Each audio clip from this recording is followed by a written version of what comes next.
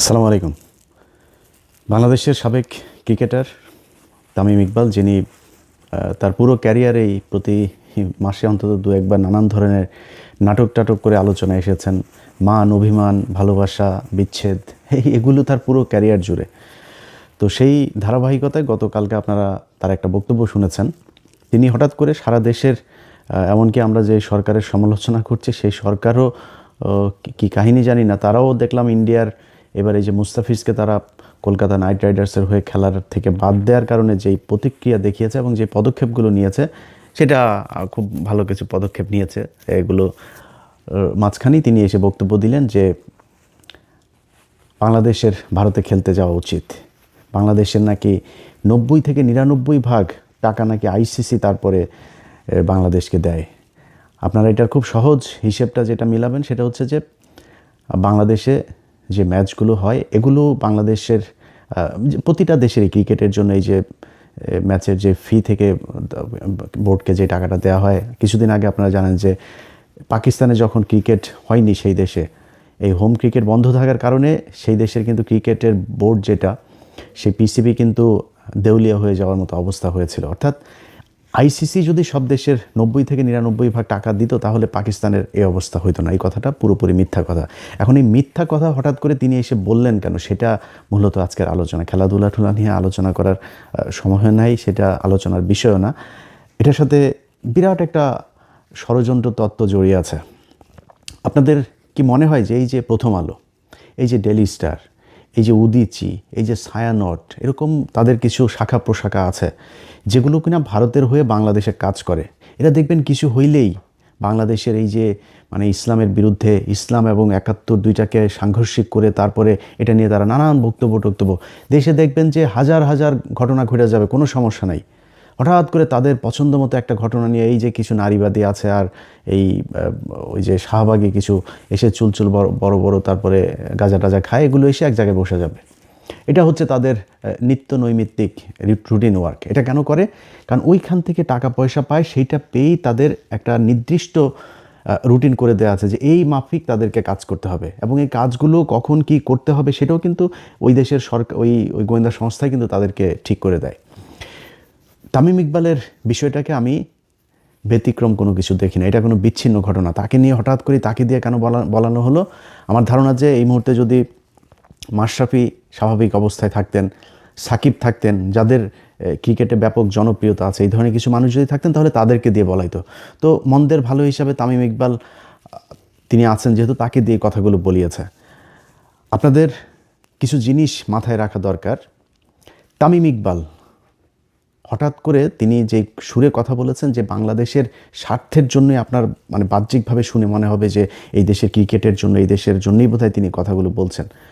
আচ্ছা, যদি মনে করেন বাংলাদেশের জন্যই ওনার ক্রিকেটের জন্য এত মানে ভালোবাসা, এত প্রীতি নিয়ে উনি কথাগুলো বলবেন, আপনাদের মনে আছে যে মানে ওনার কথা অনুযায়ী যে বাংলাদেশ যদি এখন বিশ্বকাপ খেলতে না যায় তাহলে বিশাল আকারের ক্ষতি হয়ে যাবে, 10 বছরের জন্য পিছিয়ে যাবে।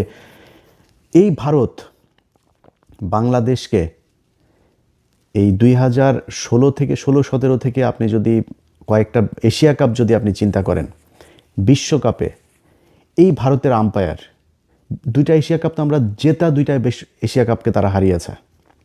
সে বিশ্বকাপের জন্য উনি কোনো কথা বলেছিলেন যে ভারত আমাদেরকে হারিয়েছে? যদি সেটা আমরা জিততাম, মনে করেন একটা এশিয়া কাপ থাকার মানে কি, মানে এশিয়ার বাঘ, সে এশিয়ার শ্রেষ্ঠ, এটাই তো তাদের বিশাল ব্যাপার। আপনি 1997 সালে যেদিন, মানে আমি ছোট তখন, কিন্তু আমার এই মনে আছে যে আমি আমার একটা প্যান্ট বানাতে যাচ্ছিলাম আমাদের চুয়াডাঙ্গা জেলা শহরে।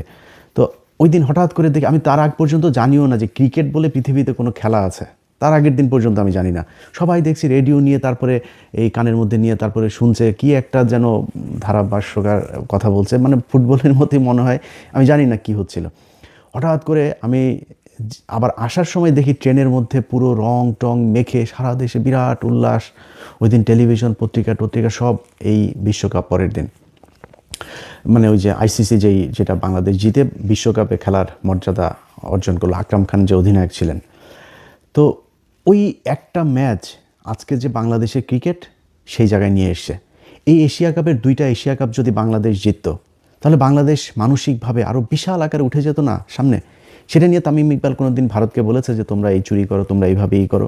বরং ওই ম্যাচের মধ্যে সাকিব আল হাসানকে তাও দেখেছি যে মোটামুটি একটু তর্জন গর্জন করেছে, তারপরে এ কথা বলে নেই। তারপরেও ধরলাম ধরেন ওনার বিশাল ভালোবাসা, উনি বাংলাদেশের ক্রিকেটকে বাঁচাইতে চায়। আচ্ছা, এই যে শেখ হাসিনার সরকার, এই শেখ হাসিনার সরকার আমরা কেন এই যে বিভিন্ন আপনার এই ফ্যাসিস্ট, আপনার এই যে কালচারাল এই ফ্যাসিস্ট যে গণমাধ্যম, ফ্যাসিস্ট যেই আপনার আমলা প্রশাসন, এদের ব্যাপারে আমরা এত তৎপর কেন?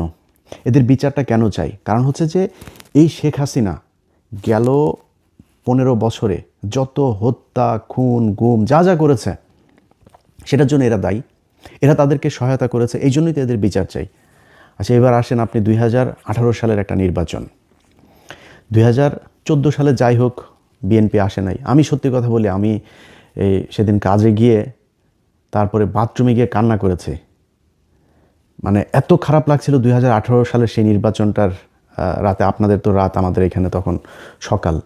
এত খারাপ লাগছিল যে এইভাবে মানুষের চোখের সামনে মানুষকে এইভাবে বোকা বানিয়ে এই নির্বাচনটা এরকম করা যায়। সেই নির্বাচনটা বাংলাদেশের একটা টার্নিং পয়েন্ট ছিল। 14 সালে ঠিক আছে বিএনপি যায় নাই, শেখ হাসিনা করেছে, একা একা নির্বাচন করেছে, তারপরে ধরলাম 18 সালের নির্বাচনটা তো হইতে পারতো।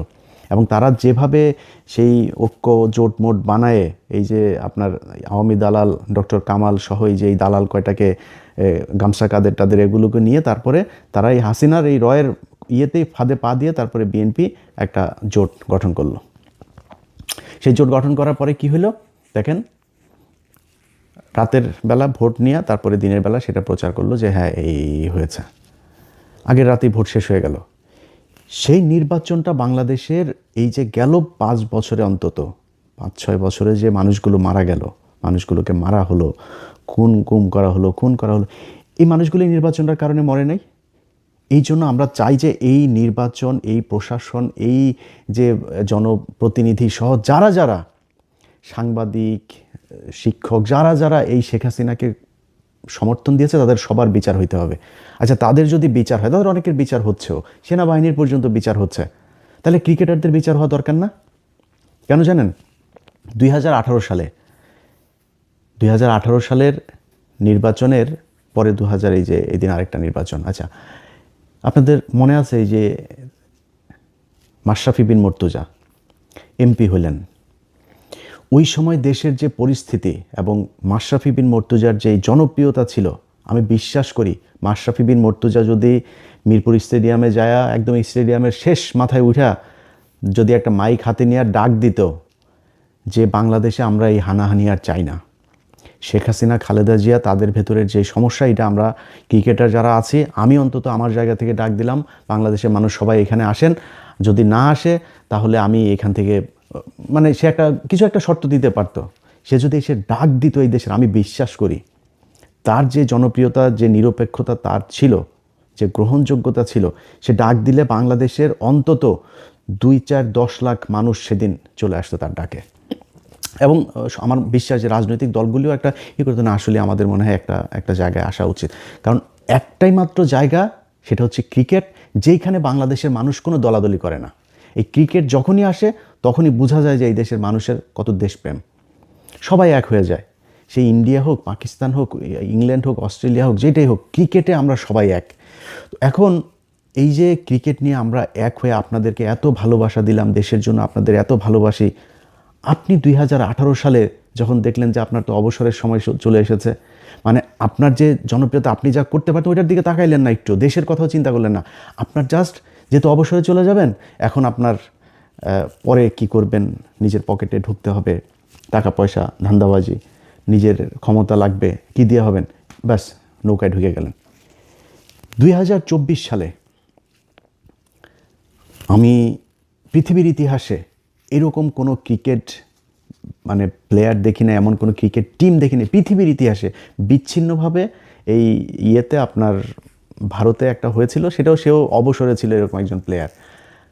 মানে বাংলাদেশের সাকিব, মাশরাফি, ওইদিকে একবার তামিম যায় হাসিনার সাথে, একবার মুশফিক যায় হাসিনার কাছে, পুরো টিম ধরে আপনার নির্বাচনী গেল, নির্বাচনী প্রচারণায় তারা অংশ নিল, একদম পুরো টিম ধরে। আমার মনে আছে, আমার চোখে এখনও ভাসছে যে তারা এই ওই যে গাড়িগুলোতে গাড়ির বহন নিয়ে তারপরে তারা মিছিল করছে, নৌকার মিছিল।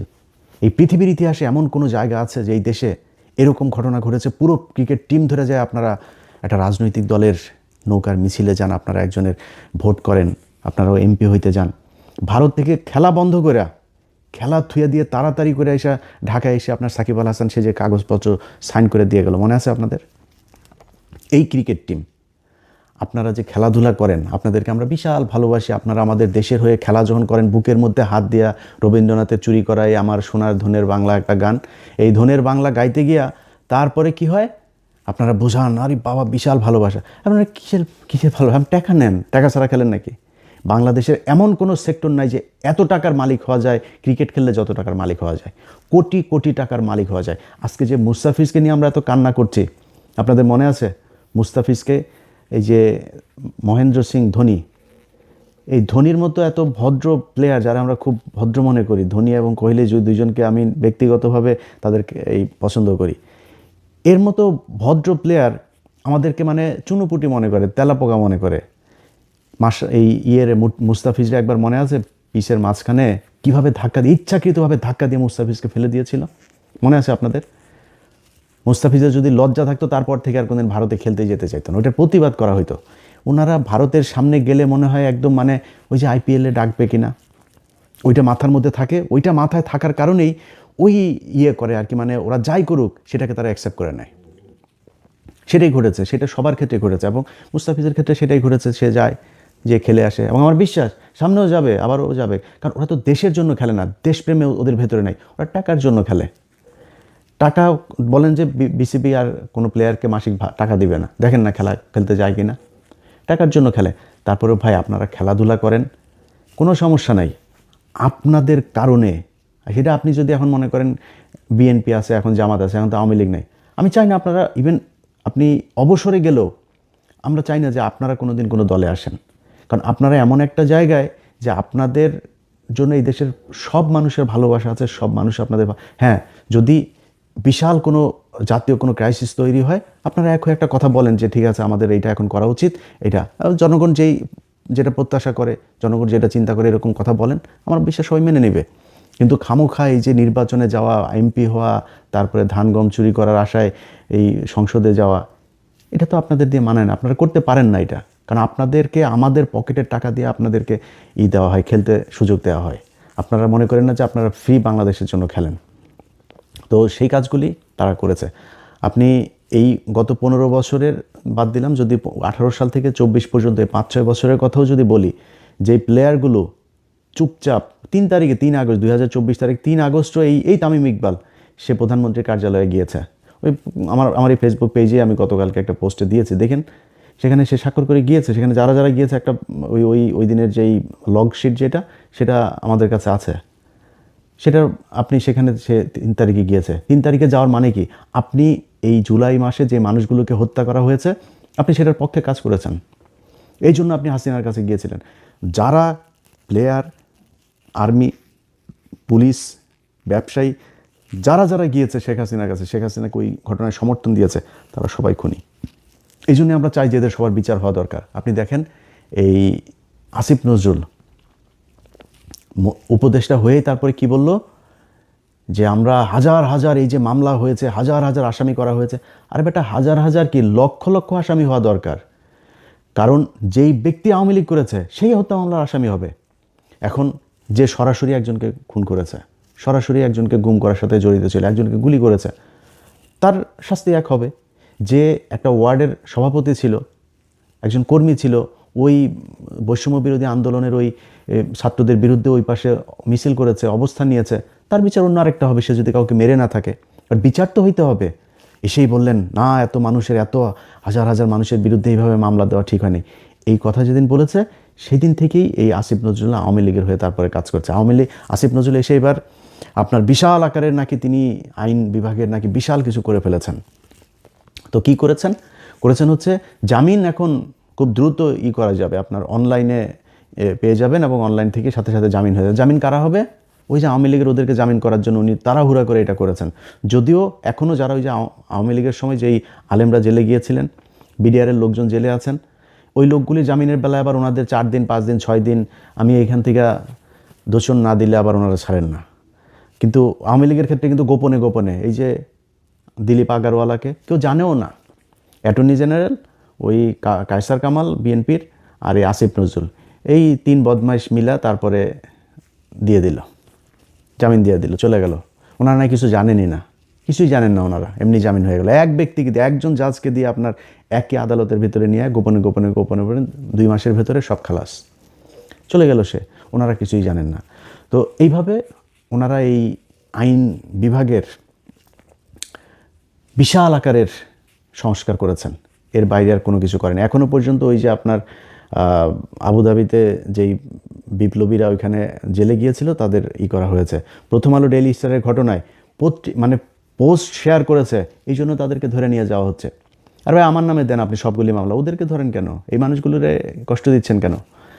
এগুলি ভুলে যাবে এরা, এগুলি ভুলে যাবে, এগুলোর জবাব আসবে। এটার জন্য তো আপনাকে নিশ্চয়ই কিছু না কিছু তো পোহাইতে হবে। সময় সবসময় একরকম যাবে না, এগুলো আমরা দেখছি। তো যাই হোক, এই প্লেয়ারদের যে বিষয়টা, এই গত 15 বছরে যা যা ঘটেছে, এই যে আসিফ নজরুলের হাজার হাজার আসামি হওয়া যাবে না, এই প্লেয়ারগুলো আসামি হওয়া উচিত ছিল। কারণ এরাই 2024 সালের এই যে এই ড্যামি নির্বাচনের, এই স্বামী আর ড্যামি মিলা যে নির্বাচন করেছে, এই ড্যামি নির্বাচনের বৈধতা দিয়েছে এরা। এদের কারণে যখন দিয়েছে তামিমের মতো লোক, মাশরাফির মতো লোক, সাকিবের মতো লোক, এরা হাসিনার কাছে যাচ্ছে, এরা করছে। এগুলো দেখে তো মানুষ যারা আন্দোলন করতে চেয়েছে, যারা হাসিনার বিরুদ্ধে, তাদের মনোবল ভেঙেছে। আর যারা হাসিনার লোক তারা আরও চাঙ্গা হয়েছে, আর আমরা তো আর কি, দেশে তো আর জীবনে কোনোদিন সরকার চেঞ্জ হবে না, এরকম একটা পরিস্থিতি তৈরি হয়েছিল, এদের কারণে তৈরি হয়েছিল এটা। এখন এইসব জিনিসগুলোর পরে তাদের ব্যাপারে ব্যবস্থা নেওয়া হয় নাই দেখেই আজকে এরা করছে। এই যে মুশফিক, কি সুন্দর, আরে বাবারে বাবা, ওনারা এখন সব প্লেয়াররা মিলে এক হয়েছে, খেলতে যাবেন।